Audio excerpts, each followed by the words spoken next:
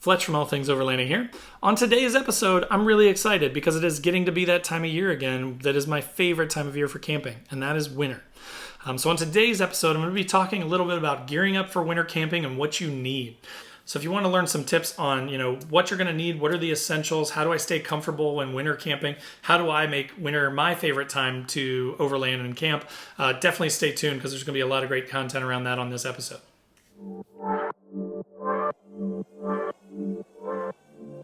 All Things Overlanding is brought to you by some fantastic companies. You should definitely check out the description and click through their links to see all the awesome stuff they offer.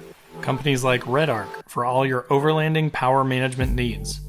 Last US Bag, tons of amazing quality overlanding bags. Rugged Bound Supply Company, rooftop tents, awnings, roof racks, and more. And Northology Overland, guided overlanding trips and a free overlanding magazine.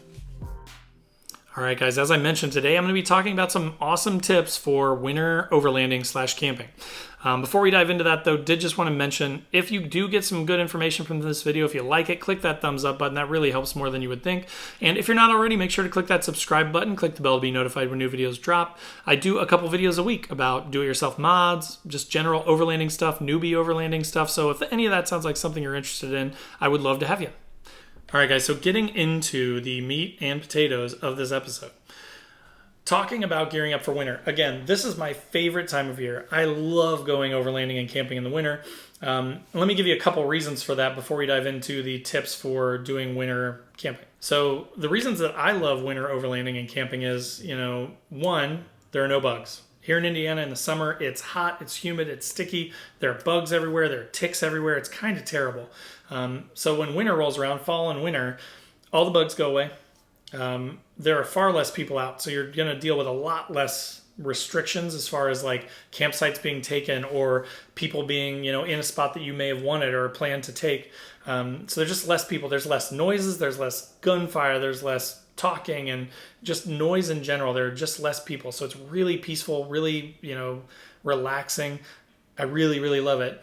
And then third, the trails totally change. It's amazing. So, you may have some trails that you're really familiar with. They're maybe even really too easy for you. A lot of them in my national forest near where I live are really basic, sort of just gravel roads. But in the winter, you get some snow down, you get some ice down, and all of a sudden you get some new challenges. It switches things up a little bit. It becomes a lot more fun and gives you a lot more stuff to sort of think about and overcome when you're going in to try and find a spot. Also makes exploring a little bit more fun because it's a little bit harder to find spots and see stuff. So it just gives you a little bit of new challenges and mixes things up.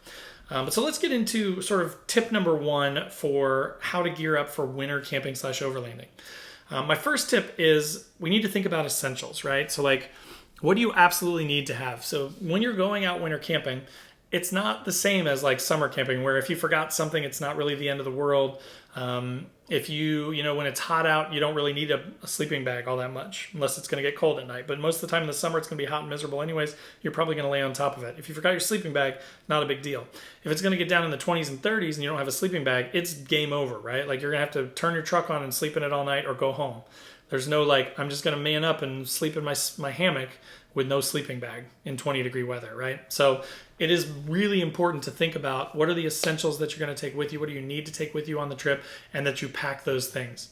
So, some of the essentials that I always think about are shelter, of course, is going to be a necessity. In my case, I've got a rooftop tent on my truck. That's my plan. But if you don't, then you got to bring your hammock. If you aren't a hammock sleeper, or if it's going to snow or something and you have a hammock, you need to have a tarp to go over top of it, or a rain fly, right? If it wasn't in winter, you'd need a bug net, but in the winter, that is one thing you don't have to worry about, right? So think about your shelter. If you are going to, be a tent camper, do you have a ground tarp? If there's snow on the ground and stuff, you're going to want to keep that tent from getting sopping wet in the bottom of it, so you're going to need some sort of a ground tent.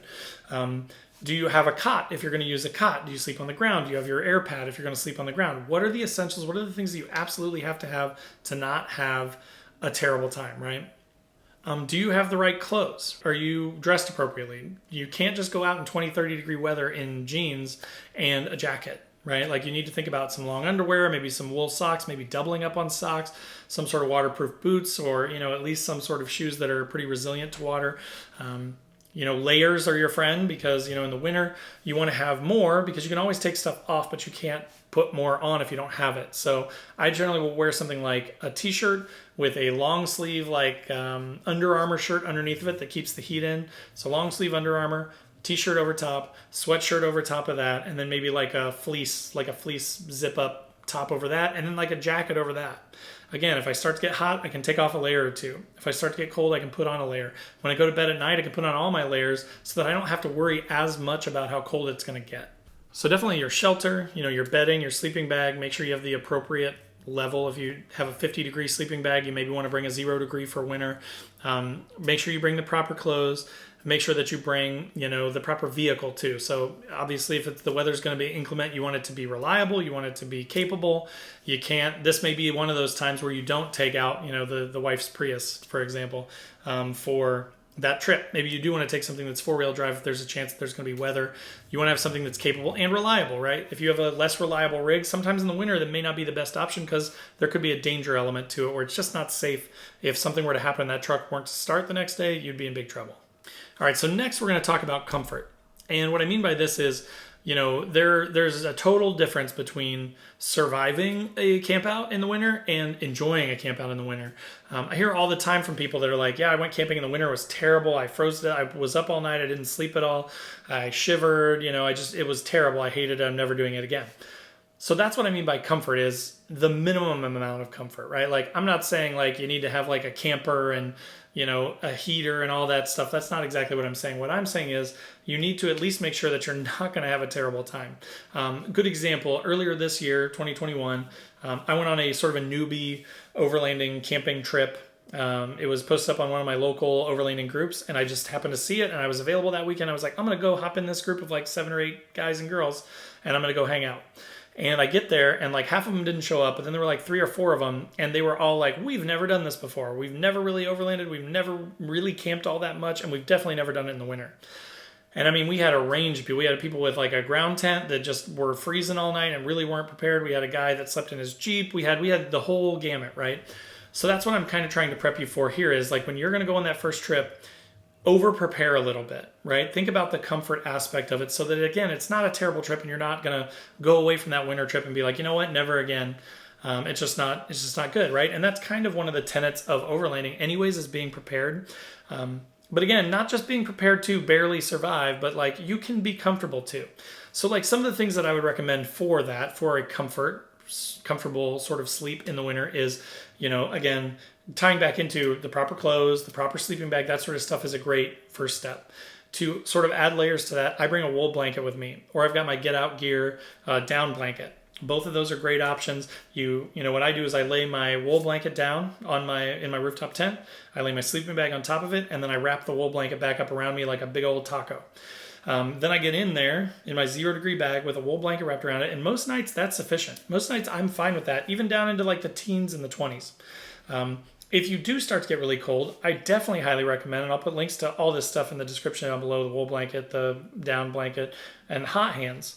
Hot hands have been a lifesaver. I see people all the time on all the Facebook groups and everything talking about how they want to build a diesel heater or they want to get a buddy heater. I have a buddy heater too. I've barely ever used it. What I really intend to use it for is like under the awning in the fall, just to keep people warm in a small vicinity, but not really for sleeping. Yeah, I'm not comfortable with it in a rooftop tent, right? It just seems like it's sort of a hazard. But you don't even need all that stuff. And diesel heaters aren't that expensive. I understand that. But then you got to have a power source. You got to have fuel. You got to deal with maintenance and glow plugs going out and that sort of thing.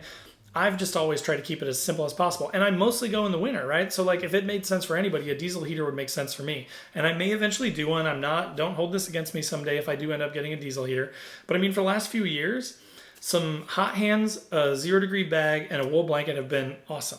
I even recently bought a DC powered heating blanket, and that's been really nice. I'll plug it into a small portable power generator, and I'll just let it go till it runs out, right? I'll start it for half hour, and I'll fall asleep. If I wake up in the middle of the night and I'm cold, I'll pop it back on and just let it go till it kills that little battery.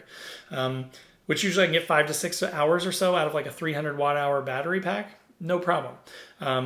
But so that's what I'm talking about, is you need to still be comfortable. It shouldn't have to be a harrowing, life-threatening thing, right? So think about the comfort. Think about if you need a buddy heater. If you have a tent and you have plenty of room for it where it's safe to set it up and it's not so cold that your propane's going to freeze, we'll get to that here in a second, then you could do a buddy heater or something like that. You could do a diesel heater. You can do those things to make it so it's not so miserable for you. So that takes us to the third part. So the third part is redundant gear. So this is kind of my third tip. Redundancy in gear is super important in the winter from clothes. So again, that trip that I mentioned earlier this year, I had to chop a bunch of firewood and stuff. I wasn't all that prepared for it. I soaked my pants, like soaked through my pants. I had sweatpants underneath of it. Everything was soaking wet. I was freezing.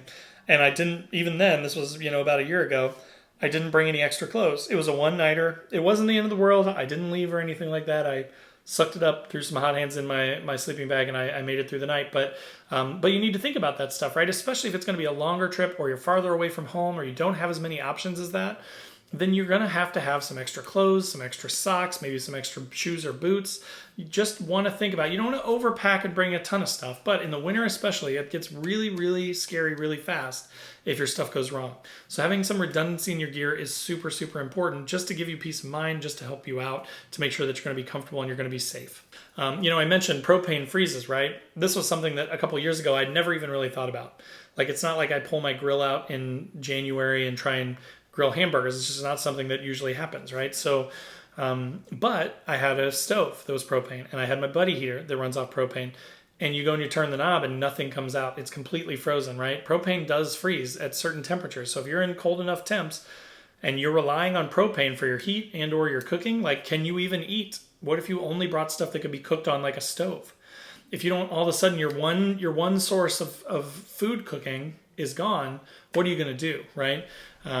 I've had instances where I went in the winter and it had rained a bunch and then it had dropped, the temperature had dropped.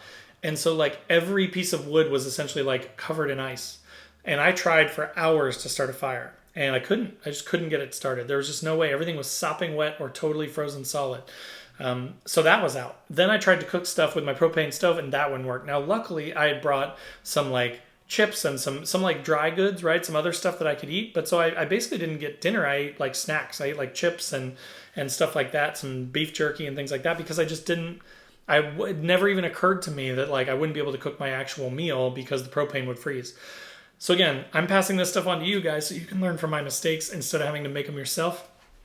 Have a second, if you're going to go, even for just a day or two, and you're like, I'm going to cook burgers and hot dogs and steak and mashed potatoes, and those are like, that's all the food you bring, you might be in trouble. Bring some energy bars, bring some backups, bring some like cold sandwiches or things like that. Bring something as sort of a backup that you could eat later if you don't end up using it. But if your propane doesn't work, you need to have something so that you don't have to like turn around and go home. All right, so those were my 3 tips, right? So essentials, think about your essentials, think about the absolute things that you have to have. Then move on to comfort. Think about the things that are going to make it so that it's not just survivable, but also enjoyable, so that you want to do it again. And then lastly, think about redundancy in your gear. So think about what could possibly fail. Think about what you might need a backup for, whether it be clothes or heat or cooking or food. Think through those things that you may need some redundancies on and make sure to pack for those so you've got a backup just in case. So like a good Overlander, you're prepared for any eventuality, right?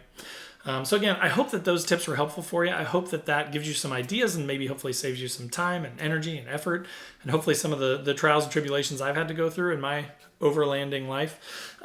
If it was helpful for you, click that thumbs up. That really helps. I appreciate it.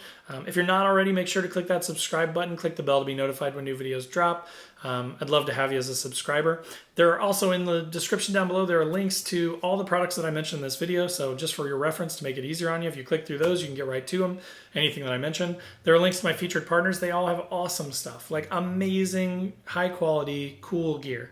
So definitely check them out. And then of course, I've got links below to all my social channels, Facebook, Instagram. I've got a Patreon page that's really awesome that I'm trying to grow into like a really unique group of loyal, sort of diehard weekend warrior type overlanders. So if that's something you're interested in, definitely check that out as well.